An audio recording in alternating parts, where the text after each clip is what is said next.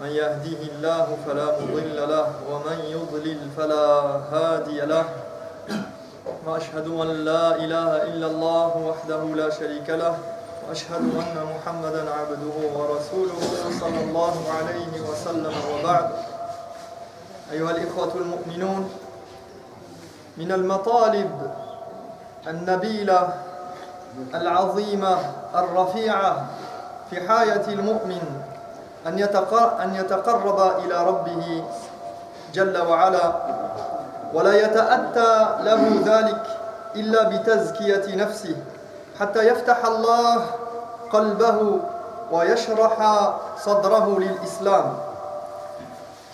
Mes chers frères, la chose peut-être la plus capitale pour le croyant ici-bas, c'est de se rapprocher de son Seigneur.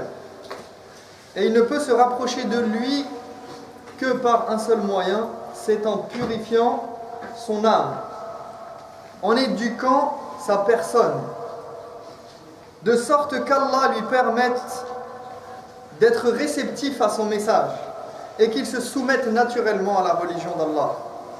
فَتَزْكِيَةُ النَّفْسِ هي الوسيلة لتحقيق الغاية التي من أجلها خلقنا.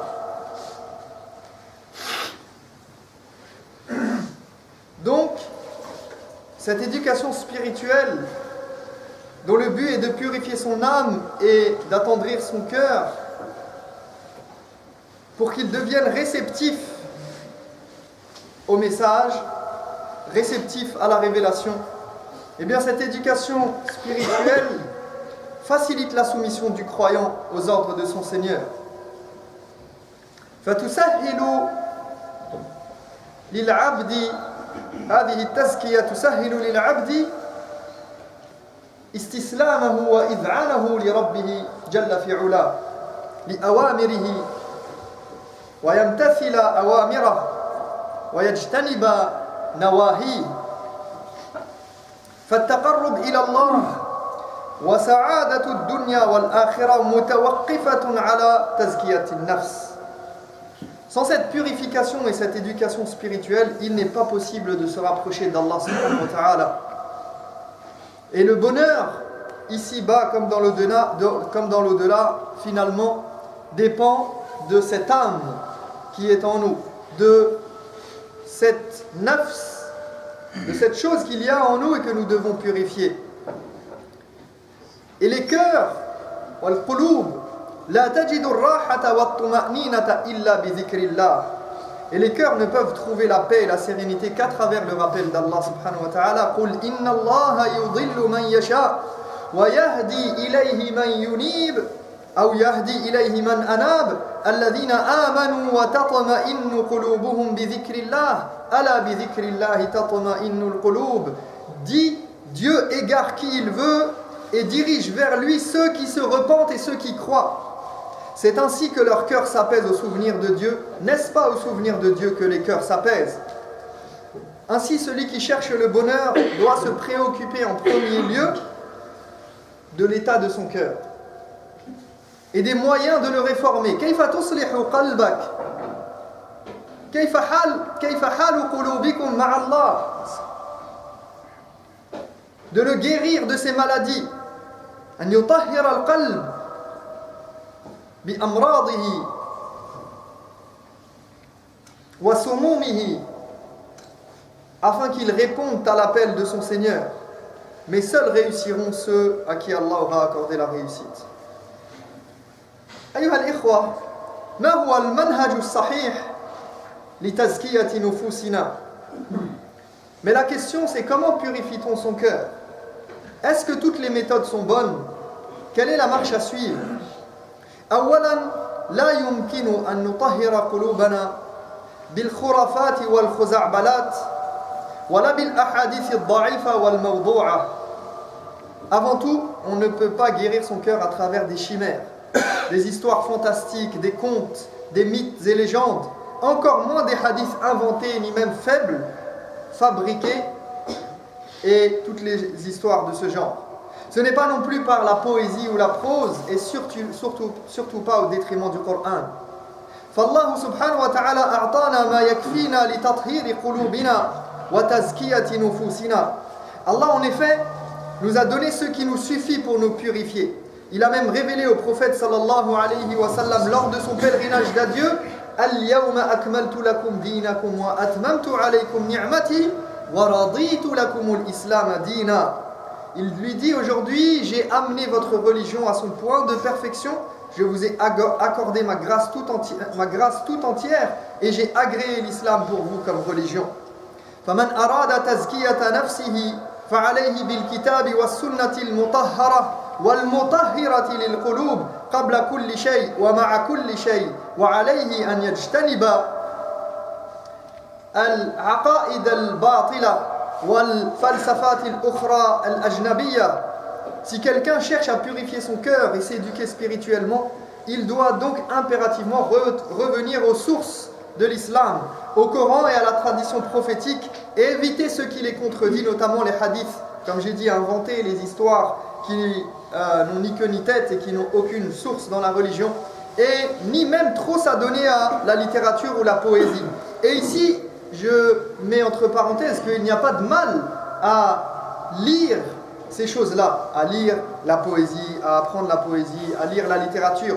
Cependant, cela doit être dans une démarche intellectuelle, non pas spirituelle, et non pas comme base de recherche de la spiritualité. Parce qu'il y a des gens qui vont chercher à purifier leur cœur à travers des fausses croyances, à travers des intellectuels et des penseurs qui n'ont rien à voir avec la croyance de l'islam. Et donc ici, l'idée c'est que la base de la purification spirituelle, elle se trouve dans le Coran et dans la sunna du prophète sallallahu alayhi wa sallam. Après, tout ce qui vient derrière, c'est plus pour les binyat al-shakhsiyya wa taqwiyat al-aql wal-hujja wal-burhan wal-zaka. Ce qui vient après, c'est plus pour construire la personnalité du musulman, pour le renforcer, pour renforcer sa capacité à argumenter.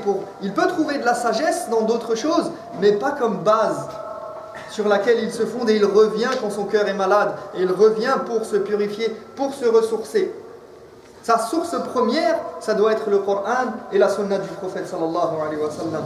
لأن هذين الأصلين لا غنى لنا عنهما ويعطيان للإنسان ما يكفيه ليحقق سعادة الدارين فلا نتركهما لفلسفات أخرى وعقائد باطلة. Car ces deux sources définissent des principes de vie, un cadre très, très précis, autant pour les individus que pour les groupes et les sociétés. Et ce sont elles qui assurent le véritable bonheur. Et dès qu'on s'en éloigne au profit d'autres spiritualités, d'autres références, d'autres principes, on ne fait que s'enfoncer dans la perdition et on se rajoute des souffrances. ظُلُمَاتٌ بَعْضُهَا فَوْقَ بَعْضٍ وَتَزْكِيَةُ النَّفْسِ لَيْسَتْ بِالْعَوَاطِفِ وَالْوِجْدَانِ وَالْبُكَاءِ وَالْمَشَاعِرِ الظَّاهِرَةِ الْبَرَّاقَةِ. L'éducation spirituelle, ce n'est pas un concentré d'émotions, de réactions à vif. Ce n'est pas une extériorisation de sentiments et le fait de faire ressortir ce qu'on a à fleur de peau. Ce ne sont pas des sentiments de surface. Si tu écoutes un discours qui te fait pleurer, qui fait couler les larmes de tes yeux et qui te touche, tu ressens que tu as été touché, cela ne signifie pas forcément que ton cœur s'est purifié. À l'inverse, tu peux être touché très profondément par des paroles, par le Coran, sans pour autant le manifester extérieurement. Tu peux trouver quelqu'un qui pleure dans la salate, mais pas pour les bonnes raisons. Et ça ne veut pas dire que son cœur s'est purifié. Alors que peut-être quelqu'un d'autre, il n'a pas pleuré pendant la salate, mais il a été touché par le discours, il a été touché par la lumière d'Allah subhanahu wa ta'ala. Et il est dans le processus de purification. Pourtant, rien n'apparaît sur son visage, rien, directement, je veux dire palpable, rien n'apparaît ne transparaît directement, mais il a été purifié. Et il est en train de se purifier. Donc il ne faut pas se laisser prendre au piège et au jeu de ces apparences. Et j'en veux pour preuve les films, la musique et tout ce qui peut générer en nous des sentiments palpables directement. Quelqu'un peut regarder un film et il est en pleurs pendant le film, à la fin du film. Est-ce que ça a purifié son cœur pour autant? Pourtant, il est bouleversé. Mais certainement, ça n'a pas purifié son cœur. Mes frères, je vais vous demander de laisser de la place pour ceux qui vont arriver. Inch'Allah ta'ala, avancer. قال تعالى فمن اتبع هدايا فلا يضل ولا يشقى. Allah nous dit celui qui suivra mes directives, qui suivra ma guidée, ne sera ni égaré ni malheureux. فهدى الله الذي أنزله الكتاب والسنة الصحيحة ومن أعرض عن ذكري فإن له معيشة ضنكا ونحشره يوم القيامة أعمى. La guidée d'Allah, c'est ce qu'Allah a révélé. Allah nous dit, tandis que celui qui s'en détournera, qui se détournera de cette guidée, eh bien il mènera une vie pleine d'amertume et sera frappé de cécité lorsque nous le ressusciterons le jour du jugement dernier. Ce qui signifie que c'est ici qu'il faut aller chercher la guidée, c'est dans le Coran, dans la sunna du prophète alayhi salatu wassalam. Wa tazkiyatun nafs la takunu bi ta'dhibiha wa bi hamliha fawqa taqatiha wal mashaq. La purification de l'âme, elle passe par l'adoration bien évidemment, mais elle n'a pas pour but de torturer, de tourmenter l'être humain. Elle n'est pas là pour le faire souffrir et elle ne se fait pas par la flagellation et l'autoflagellation comme le font certains. Ce n'est pas un moyen d'adorer Allah. L'adoration n'est pas synonyme de souffrance. Certes, il peut y avoir des difficultés derrière, il peut y avoir une souffrance derrière l'adoration, comme dans le fait de jeûner par exemple, dans le fait de rester longuement en prière, dans le fait de donner de son argent, ça peut être une souffrance pour certains de donner de ses biens. Mais cette souffrance, comme pour le pèlerinage, derrière le pèlerinage, il y a des difficultés, il y a une souffrance physique, de la maladie, de la fatigue, de l'épuisement. Mais ce n'est pas le but recherché. Si tu jeûnes et que tu en ressors avec de la souffrance, ce n'est pas le but derrière le jeûne. Mais c'est une partie intrinsèque de cet acte. Mais cela ne veut pas dire qu'il faille rechercher la difficulté. Au contraire, Allah subhanahu wa ta'ala, il veut pour nous la facilité, il veut nous rendre les choses faciles. Mais ici-bas, on n'a rien sans rien. Hada ya'ti bil juhd. La purification de l'âme, ce n'est pas quelque chose de facile, ça vient avec des efforts. On n'a rien sans rien. Mais cette souffrance n'est pas recherchée en soi. Ce n'est pas parce que tu te fais souffrir que tu auras forcément purifié ton âme. عن أنس أن النبي صلى الله عليه وسلم رأى شيخا يهادى بين ابنيه فقال ما بال هذا قالوا نذر أن يمشي قال إن الله عن تعذيب هذا نفسه لغني وأمره أن يركب. Le prophète sallallahu alayhi wa sallam a vu un homme qui marchait, un vieux, soutenu par ses deux fils, et a demandé ce qu'il faisait. On lui a dit, ô messager d'Allah, il a fait le vœu solennel, il a fait le vœu devant Dieu, il s'est engagé devant Dieu à ne pas emprunter une monture, à marcher. Il a fait le vœu devant Dieu de marcher, alors qu'il n'en est plus capable et que c'est quelque chose de difficile. Et lui, il a fait ça comme une adoration, pour satisfaire son Seigneur, parce qu'il croit que se mettre dans la difficulté, c'est satisfaire son Seigneur. Alors le prophète sallallahu alayhi wa sallam leur dit, Inna Allah an ta'zibi hadha nafsahu la ghani. Allah n'a nullement besoin de la souffrance de cet homme. Il n'a pas besoin que cet homme se mette dans la difficulté. Il n'a pas besoin que cet homme se rende les choses, la tâche difficile et la vie compliquée. Et il lui ordonna de prendre sa monture. عن ابن عباس قال بينما النبي صلى الله عليه وسلم يخطب إذ هو برجل قائم فسأل عنه فقالوا أبو إسرائيل هذا اسمه وكنيته أبو إسرائيل نذر أن يقوم ولا يقعد ولا يستظل ولا يتكلم ويصوم فقال النبي صلى الله عليه وسلم مره فليتكلم وليستظل وليقعد وليتم صومه. Ibn Abbas radiallahu anhu raconte qu'alors que le prophète sallallahu alayhi wa sallam était debout en train de faire son sermon sur le minbar, il vit un homme dans l'assemblée se tenant debout, qui restait debout. Et il demanda pourquoi et on lui dit c'est Abu Israël, il s'appelle comme ça, il a fait le vœu de rester debout, de ne pas s'asseoir, de ne pas se mettre à l'ombre, de ne pas parler et de jeûner. Et le prophète alayhi salatu wassalam rétorqua qu'il rompe son silence, qu'il se mette à parler s'il le veut, qu'il se mette à l'ombre, qu'il s'asseye, mais qu'il termine son jeûne. Donc tout ce qui n'a rien à voir directement avec la religion, qui n'est pas une ibada en soi, il lui a dit de cesser et d'interrompre ce vœu qu'il a fait devant Allah subhanahu wa ta'ala en croyant faire quelque chose de bien et adorer son Seigneur et se purifier spirituellement. Mais il lui a ordonné, par contre, puisque le jeûne est une adoration valable, il lui a dit de le terminer.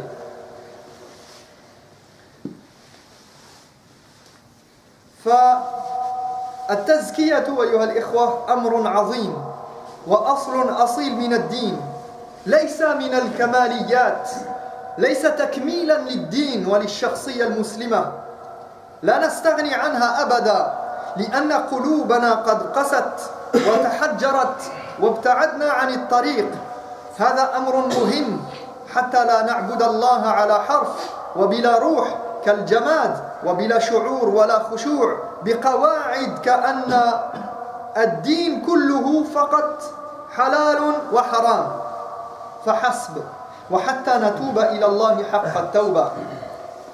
Mes chers frères, l'éducation spirituelle, ce n'est pas quelque chose de secondaire ou d'accessoire. C'est vital pour le musulman. Et encore plus pour celui qui recherche à se rapprocher d'Allah subhanahu wa ta'ala quotidiennement et qui cherche à s'instruire dans sa religion. Parce que celui qui s'instruit dans sa religion, parfois, eh bien, il peut s'endurcir et avoir un cœur froid à force d'étudier des règles. Et parce que l'éducation spirituelle, c'est quelque chose qui se traduit au quotidien, dans la pratique, dans tous nos actes, dans tous nos faits et gestes. C'est une manière, cette purification spirituelle, elle fait en sorte que le musulman ne devienne pas un robot dans son adoration. Ou comme, je donne souvent cet exemple, parfois on a l'impression qu'on traite avec la religion comme un jeu vidéo. Il faut valider des choses et pour arriver au niveau supérieur. Tant que tu n'as pas validé, tant que tu n'as pas fait telle et telle et telle chose, tu n'es pas dans le bon cadre. Tu n'as pas fait les bonnes choses. Bien évidemment, on ne remet pas en cause les règles juridiques et les ahkam al-fiqhiyya, les règles que nous avons, qu'on nous a transmises et qui émanent de l'ijtihad des ulama et des fuqaha. Ça fait partie de notre religion. Mais notre religion ne doit pas devenir quelque chose qui est binaire ou qui est trop figé et trop dans des règles. On a l'impression parfois que la religion musulmane, elle est devenue chez certains que est-ce que j'ai le droit de manger telle chose, dedans il y a ça et il y a ça. Est-ce que j'ai le droit de faire ceci? Est-ce que ça c'est haram ou ça c'est halal? Et khalas, c'est fini. C'est bon, chacun rentre chez soi, j'ai eu ma fatwa, haram ou halal, peu importe. Mais c'est pas ça la religion, pas seulement ça. Ça fait partie de la religion bien évidemment, mais notre religion elle est bien plus profonde et elle doit rentrer dans... aller chercher dans puiser dans ce qu'il y a dans les cœurs et dans l'âme et purifier cette âme dont Allah subhanahu wa ta'ala nous a gratifié. Et donc cette purification spirituelle, elle est là pour renouveler le lien avec Allah subhanahu wa ta'ala et renouveler notre repentir, et ce, jour et nuit, comme l'a dit un des pieux prédécesseurs, قال من لم يتب كل صباح ومساء كان من الظالمين قال الله تعالى ومن لم يتب فأولئك هم الظالمون. Il disait, celui qui ne se repent pas matin et soir fait partie des injustes, comme le stipule le verset de Surat al-Hujurat, où Allah dit, ceux qui ne se repentent pas, voilà les véritables injustes. فنسأل الله تبارك وتعالى أن يزكي نفوسنا وأن يهدينا لما يحب ويرضى. أقول قولي هذا وأستغفر الله لي ولكم فاستغفروه إنه هو الغفور الرحيم. الحمد لله رب العالمين والعاقبة للمتقين ولا عدوان إلا على الظالمين وأشهد أن لا إله إلا الله وحده لا شريك له وأشهد أن محمدا عبده ورسوله صلى الله عليه وسلم. فتزكية النفس والعلم بهذه الأمور التي تتعلق بالنفس وبتزكيتها وتطهيرها يشعرك بآفات النفس وعيوب العمل فيحملك على تجديد التوبة دائما. Donc ce travail spirituel et cet apprentissage et cette éducation qui nous incombe à tous nous ouvre les yeux sur nos manquements. Il nous met face à nos défauts et nous pousse à nous remettre en question quotidiennement et à renouveler notre repentir. وأخيرا هذه التزكية يحميك من المهالك وما يخدش إيمانك وتوحيدك ويحبط عملك فلا يدخلك عجب أو كبر أو رياء فتهلك كما في قصة الثلاثة الذين هم أول من تسعر بهم النار. Enfin, cette éducation spirituelle agit comme un garde-fou. Elle recadre le musulman en le maintenant sur la bonne voie pour qu'il ne soit pas touché subitement par un des défauts de l'âme, un des défauts mortels, un des défauts qui peuvent l'amener à la perdition, car il peut avoir une certaine capacité intellectuelle, atteindre un certain niveau particulier d'adoration, d'acquisition du savoir, il peut se consacrer à certaines œuvres de bien, mais se laisser prendre par la satisfaction de soi, par l'orgueil, par l'ostentation, et se perdre complètement. Comme le montre l'histoire des trois premières catégories de personnes qui vont entrer au feu. Vous connaissez tous le hadith, ce hadith authentique que rapporte notamment Muslim dans son Sahih, d'après Abu Huraira, et qui dit que les premières personnes à être exposées au feu et qui vont subir le châtiment, ce sont trois personnes qui faisaient des actes de bien en apparence. Donc l'apparence de leurs actes, c'est des actes extraordinaires.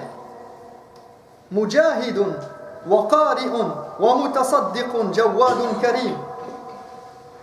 Trois personnes, les trois premières personnes à rentrer au feu, ce sont quelqu'un qui a combattu et laissé sa vie dans le sentier d'Allah lors de la guerre, quelqu'un qui a dépensé dans toutes les voies de bien possibles et inimaginables qui plaisent à Allah, et donc qui est d'une générosité extrême, et quelqu'un qui a appris et étudié le Coran et étudié les sciences religieuses et qui les a transmises. Et tout cela, ils rentrent au feu. Pourquoi ? À cause de leurs mauvaises intentions, à cause du fait qu'ils n'ont pas purifié leur âme et qu'ils n'ont pas su éduquer leur âme à se rapprocher d'Allah subhanahu wa ta'ala et à purifier leur intention lorsqu'ils font des actes de bien. Allahumma zakki nufusana, Allahumma qawi imanana, Allahumma tub alayna innaka antat tawwabur rahim. Juste avant de clore, on m'a donné une information avant que je vienne. Apparemment, il y a des gens qui vont, je ne sais pas si c'est lié, apparemment, il semblerait que c'est lié à la Jumu'ah, donc c'est lié à peut-être des personnes qui viennent ici de temps en temps, qui vont dans l'hôtel qui est à côté, c'est ça, et qui font peut-être leurs ablutions, Allahu A'lam, ou qui viennent prendre un café ou je ne sais quoi, et qui passent aux toilettes là-bas, et apparemment c'est pas que ça dérange en soi le fait qu'ils passent là-bas, ça dérange le fait qu'ils laissent les lieux de manière indescriptible. Donc, barakallahu fikum, an-nadhafatu min al-iman, ça fait partie de la religion et ça fait partie de la foi d'être propre. Donc faites attention si jamais il y a des gens qui font cela, où que vous soyez, même ici d'ailleurs, hein, c'est pas parce qu'il y a des gens qui viennent nettoyer derrière qu'on laisse tout n'importe comment. Donc barakallahu fikum, c'est très très important de laisser, et surtout si on va dans des lieux étrangers, je veux dire qui sont pas où on s'affiche en tant que musulman et qu'on sort si on sort des toilettes et qu'on laisse tout comment dire sale et sans aucune qu'il ne laisse pas présager et montrer d'un respect et d'une propreté, c'est une mauvaise image que l'on donne de l'islam et de nous-mêmes. Fa barakallahu fikum, c'est important de penser à ça. اللهم اغفر لنا ذنوبنا وإسرافنا في أمرنا وثبت أقدامنا وانصرنا على القوم الكافرين. اللهم أرنا الحق حقا وارزقنا اتباعه وأرنا الباطل باطلا وارزقنا اجتنابه. اللهم أصلح أحوال المؤمنين في كل مكان. اللهم احفظنا واحفظ المسلمين في كل مكان وفي هذا البلد يا رب العالمين. اللهم صل على محمد وعلى آل محمد كما صليت على إبراهيم وعلى آل إبراهيم في العالمين إنك حميد مجيد. عباد الله إن الله يأمر بالعدل والإحسان وإيتاء ذي القربى وينهى عن الفحشاء والمنكر والبغي يعظكم لعلكم تذكرون وقوموا إلى الصلاة.